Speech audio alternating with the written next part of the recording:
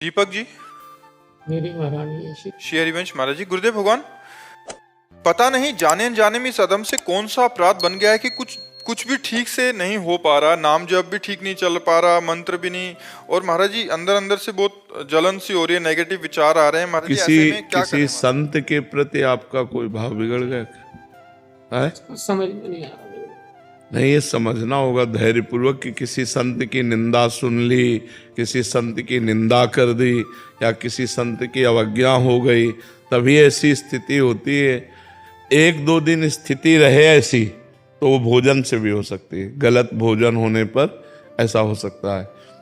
और अगर ये कई दिन स्थिति रहती है तो ये वैष्णव अपराध से होती है। कुछ अनजाने में कुछ पता नहीं हो गया हो तो गुरुदेव, वैसे तो जानने में तो कुछ नहीं, ऐसे समझ में नहीं आ रहा आपका। अब आप श्री जी से प्रार्थना करो कि मैं मन वचन कर्म से, हम जो कह रहे हैं मन वचन कर्म से, हे लाडली जो आपका दास हो एकांत में, अगर हमारे द्वारा कहीं भी किसी का कोई अपराध बना है तो श्री जी आप ही जानो, आप ही क्षमा करो और मेरा मन भजन में लग जाए, ऐसी कृपा करो। उन्हीं से बहुत कृपालु लाडली जो है। तो श्री जी की कृपा से कुछ थोड़ा सा बन गया था गुरुदेव, लेकिन अब जब से कुछ दिन से क्रोध आने लगा तो हो जाए। नहीं, ये सारे लक्षण वैष्णव अपराध के हैं। अब कहाँ से हुआ आपका भी अब आप जाने, कहीं ना कहीं मतलब, तो आप अंदर से श्री जी से प्रार्थना करें और समस्त वैष्णवों को कि जाने अनजाने में हमसे जो अपराध बना हो, भूतल के समस्त प्रगट अप्रगट समस्त संतों के वैष्णवों के चरणों में प्रणाम है, ऐसा एकांत में, और नाम जपने का प्रयास करो। पवन कुमार जी, हमारी भाई श्यामा जी महाराज जी व्यवहार में रहकर श्री जी के अनन्य हुआ जा सकता है क्या? क्यों नहीं हुआ जा सकता? व्यवहार में रह के क्यों नहीं? व्यवहार की क्रियाएं हैं, हृदय थोड़ी व्यवहार है। कर से कर्म करो विधि नाना और मन रखो जहाँ कृपा निधाना। क्या परेशानी है? सावई मना कृष्ण पदार विंदयो, हम सेवाएं कर रहे हैं, राधा राधा राधा कृष्ण कृष्ण कृष्ण। क्या परेशानी है? प्रेम तो हृदय का गुह्य विषय है। सेवा कुछ भी हो, बहुत से ऐसे भक्त हुए हैं जो गृहस्थ में सांसारिक सेवा करते हुए बड़ी उच्च कोटि की अवस्था अध्यात्म की प्राप्त की। तो ऐसा नहीं कहा जा सकता कि संसार के कार्य करते हुए हम भगवान को नहीं प्राप्त कर सकते, नहीं प्राप्त कर सकते हैं। बस सावधानी ये रहे कि हमसे किसी का बुरा ना हो और नाम जप हो। दो बातें पकड़ ले कि हमारा जीवन ऐसा होना चाहिए कि हमारे द्वारा किसी को दुख न पहुंचे, बुराई ना हो, किसी का अहित ना हो, और नाम जप, सब सुधर जाएगा, सब ठीक हो जाएगा। गुरुदेव भगवान, पहले आपकी कृपा से प्रतिदिन 1 लाख नाम जब डेली होता था, लेकिन फिर जब आपने बोला ना श्री जी नाम संख्या से प्रसन्न नहीं होती है, वो नाम लिखने का उससे अभ्यास करो, तो वो कोशिश किया 3-4 दिन तो बहुत अच्छी तरीके से चला, लेकिन फिर अचानक से जब माया ने प्रभाव डाला तो 1 लाख से सीधा 10,000 पे आ गया। अभी फिर आपके सत्संग वापिस से वही। अरे वो तो ऐसा प्रभाव, 10,000 तो जप रहे हो, 1 लाख से 10 बार भी जपना मुश्किल कर दे। भगवान की बहुत विचित्र लुभावनी मनोमोहक माया है। रमैया के दुल्हन लूटे बाजार, कबीरदास जी ने लिखा है।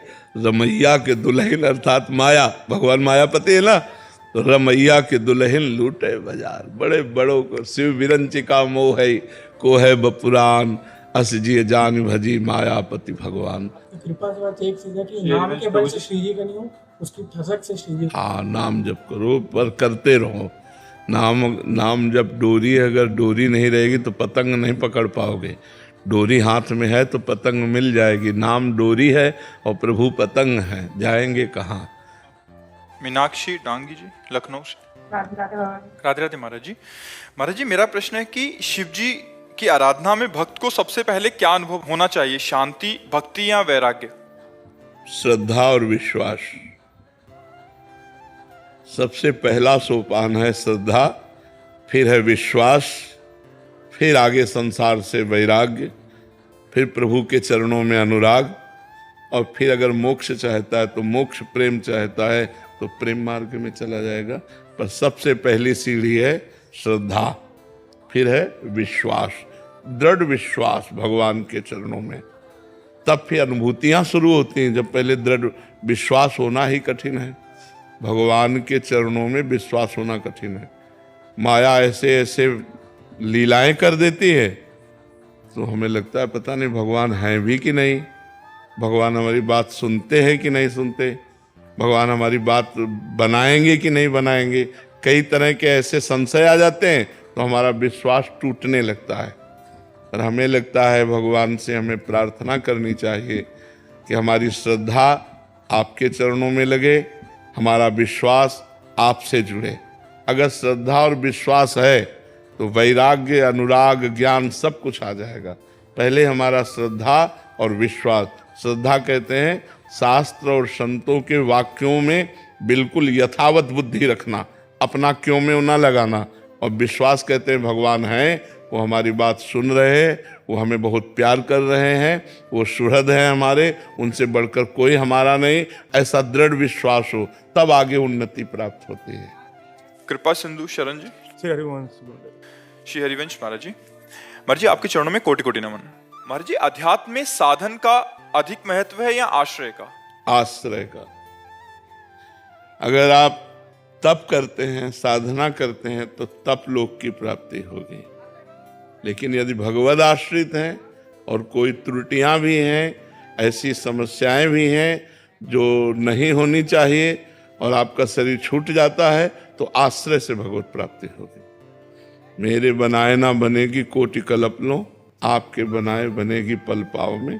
हर समय जितनी हम में ऊर्जा शक्ति है वो हम लगाकर भजन करेंगे। जितनी हमारी बुद्धि काम कर रही है हम गलत आचरणों से बचेंगे। लेकिन इससे भगवत प्राप्ति हो जाए ये हमारा विश्वास नहीं। हमारा विश्वास है कि आपकी कृपा से आप मिलते हो। किसी तपस्या या भजन के द्वारा भगवान को खरीदा नहीं जा सकता, भगवान को विवश नहीं किया जा सकता। भगवान के होके भगवान को विवश किया जा सकता। कितना विवश हो सकते हैं? अर्जुन जी जहां खड़े होते हैं और उनकी जहां पादुका होती है वहाँ अखिल कोटि ब्रह्मांड नायक परात्परीश भगवान श्री कृष्ण सारथी के रूप में बैठते हैं। इतना विवश हो जाते हैं अपने जनों के लिए। अपना जन आश्रय से होता है, मैं आपके आश्रित हूं। आश्रित की चिंता होने लगती है आश्रयदाता को।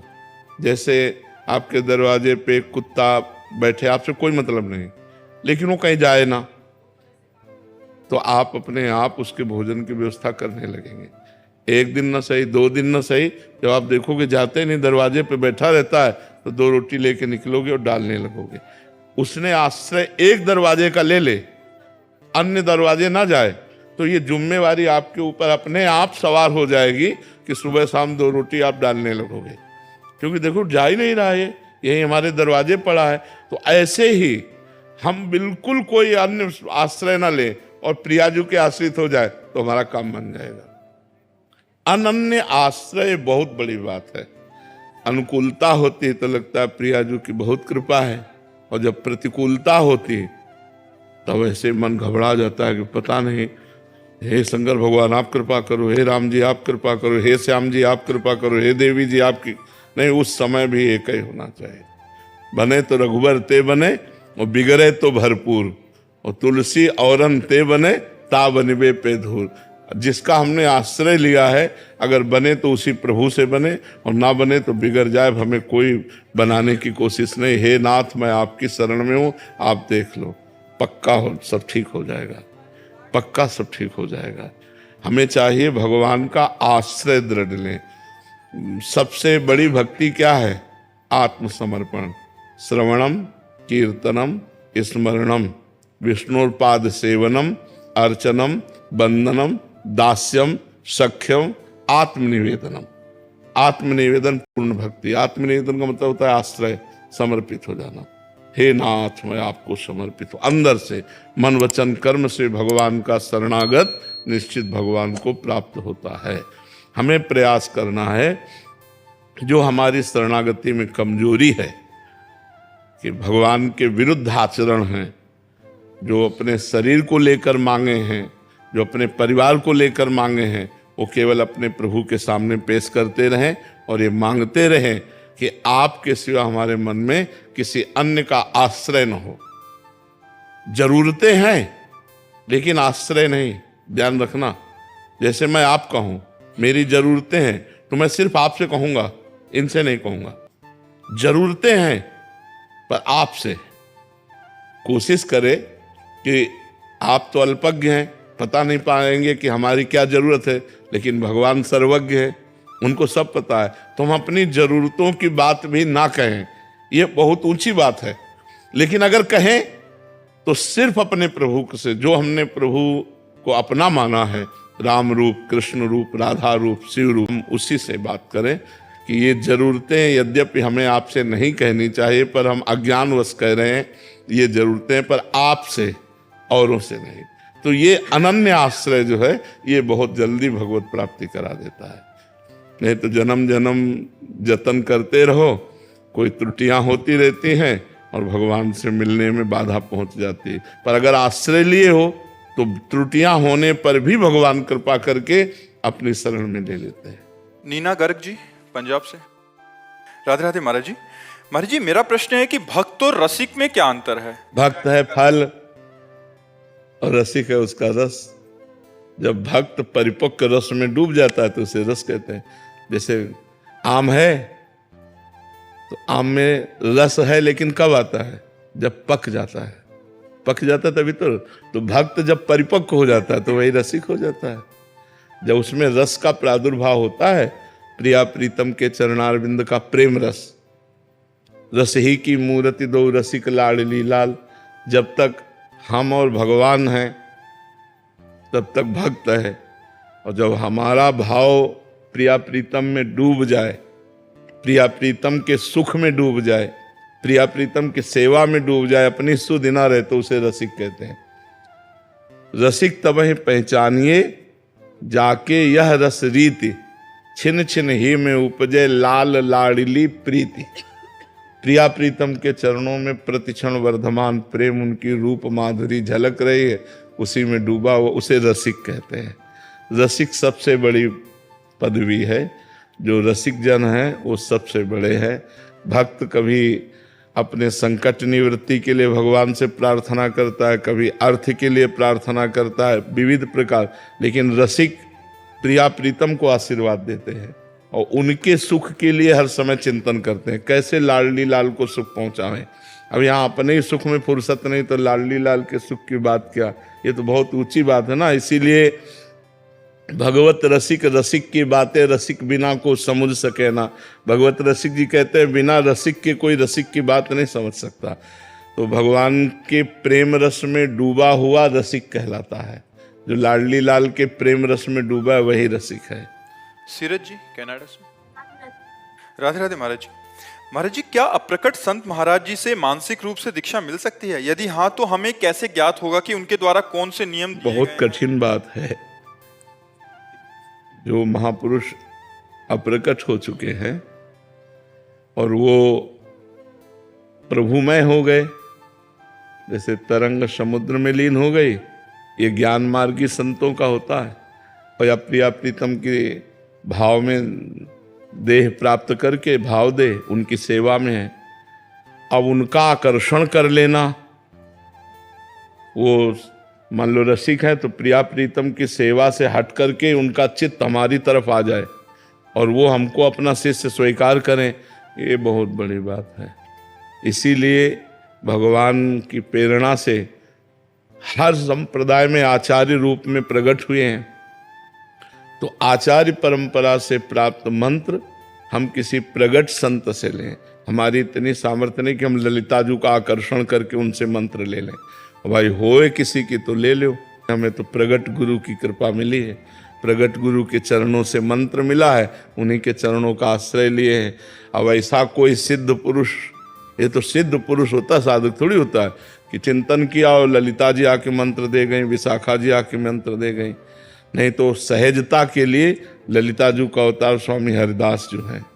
हरिदास जी की परंपरा में जो मंत्र वो ललिता जी का ही है। उनकी शरण में गए, रिझा लिया, उनसे मंत्र ले लिया, को भजन करें। प्रगट में इतना चिंतन करके कि हम ललिता जी को, हम विशाखा जी से बात कर सके, ये बहुत कठिन बात है, बहुत कठिन बात। बिना प्रिया जी की कृपा के संभव नहीं है। तो हम प्रगट महापुरुषों का आश्रय ले लें उन्हीं की परंपरा से, तो हमें लगता है वही मंत्र मिल जाएगा जो उन्होंने दिया है। क्यों, किसका प्रश्न है? हाँ, आप देख लो। वंदना जी पंजाब से। दादा वल्लभ श्री श्री हरिवंश महाराज जी आपकी कृपा से 84 जी के पद याद कर लिए हैं और नियमित उनका गायन भी करते हैं, बट भजन उपासना में ऐसा लग रहा है कि आगे नहीं बढ़ पा रहे और श्री जी के लिए जो प्यार जागृत होना चाहिए वो अभी हृदय में जलन ही होती है महाराज जी। ऐसा हमें इसकी चिंता नहीं करनी, हमें अपने समय को सार्थक करना है।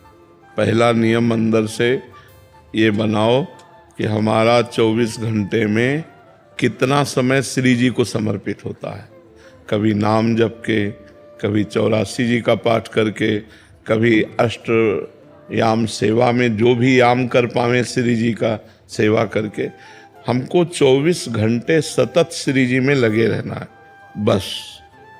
आगे हमें नहीं देखना कि हमारे प्रेम प्रकट नहीं हो रहा। वो जब हमारे पाप नष्ट हो जाएंगे, जब हमारे कर्म बंधन कट जाएंगे तो अपने आप प्रेम प्रकाशित हो जाएगा। हमें चलते रहना है, हमको ऊबना नहीं कि 84 जी से हमें कोई रस नहीं मिल रहा, नाम जप करने से हमारा कोई लाभ नहीं मिल रहा, ये सब नहीं देखना होता। चुपचाप चलते रहो, सत्य मार्ग है। जब वो हमारे कर्म बंधन विध्वंस कर देगा भजन, तो अंदर से प्रेम प्रकट हो जाएगा। और उसके लिए एक दीर्घ काल तक हमें लगे रहना पड़ेगा। अब ये नहीं कि 4 दिन पाठ करें हमें नित्य विहार नहीं दिखाई दे रहा, हमें कोई प्रेम नहीं आ रहा, ऐसा ना सोचे। मुझे जैसे एक दिन 1 से 84 पद और दूसरे दिन 84 से 1 पद, ऐसे करना क्या उचित है? कोई बात नहीं है, वो तो पद है। चाहे आप आज हुआ देखिया तो प्यारी से जोई जोई प्यारो, और जोई जोई प्यारो से आज हुआ देखिया तो प्यारी, पद तो वही है। आप गाओ, भाव आगे बनेगा, आगे बनेगा। आप ऐसे चलते रहिए, ऐसे चलते रहिए। हमको भी वर्षों समझ में नहीं आया था। गुरुजी ने कहा था रोज पाठ करो, तो हम पाठ करते थे पर हमारा कोई भाव नहीं समझ में आ रहा था। आप तो गृहस्थ में, हम तो संन्यास मार्ग में थे, पर गुरु आज्ञा थी आप पाठ करते रहो। अब फिर वही स्वाद आने लगता है, फिर उसी में हमारी आसक्ति हो जाती है। चुपचाप करते रहो। पूनम ठाकुर जी पंजाब से। हरिवंश श्री हरिवंश महाराज जी एक साधक अपने अंतर्मन को कैसे अपने गुरुदेव के अंतर्मन में मिला सकता है? जब ब्रह्माकार वृत्ति होती, भगवदाकार वृत्ति होती है, तब ऐसी सामर्थ्य आती है। ऐसे थोड़ी कि अभी तो मन विषयों में मिला हुआ है, अभी तो मन शरीर में मिला हुआ है, अभी तो मन संसार में मिला हुआ है। जब मन में भगवदाकार वृत्ति, तो उस वृत्ति से अगर गुरु की तरफ देखा तो जो उनके चल रहा है वही उसके मन में आ जाएगा। अभी तो आप अपने मन की पूरी बात नहीं जानते हैं, क्या क्या तुम्हारे मन में है। फिर गुरु के मन की बात, गुरु में मन मिला देना बहुत बड़ी बात होती है। तो हम भजन करते रहें, नाम जप करते रहें, ठाकुर सेवा करते रहें, कोई गलत आचरण न हो, तो धीरे धीरे हमारा मन शुद्ध होगा। और शुद्ध मन ही गुरु को समर्पित होता है। निर्मल मन जन सो मोहि पावा, भगवान कहते हैं ना, तो इसलिए। शबीना बंसल जी। राधे राधे महाराज जी मेरा सवाल है कि श्री जी की कृपा से जिस दिन हमारा नाम जब पूरा दिन चलता है, उस दिन मन में ये भाव आ जाता है कि हमने आज पूरा दिन जप किया, क्या ये अभिमान है? उसमें ऐसा भाव लिया आज भगवान की विशेष कृपा रहे। किसका प्रश्न है? उसमें ऐसा भाव ले आओ कि आज भगवान की विशेष कृपा रही कि दिन भर नाम जप करवाया। प्रभु ऐसे रोज हम पर कृपा करो कि आपका नाम सुमिरन। तो अभिमान आने का सवाल नहीं। मैंने किया तो फिर अभिमान तो आ ही जाएगा। प्रभु की कृपा से हुआ तो दैन्यता आएगी, प्रभु से प्रेम बढ़ेगा, और मैंने किया तो अभिमान आएगा, और फिर वो कहीं ना कहीं गिरा देगा। इसलिए ऐसा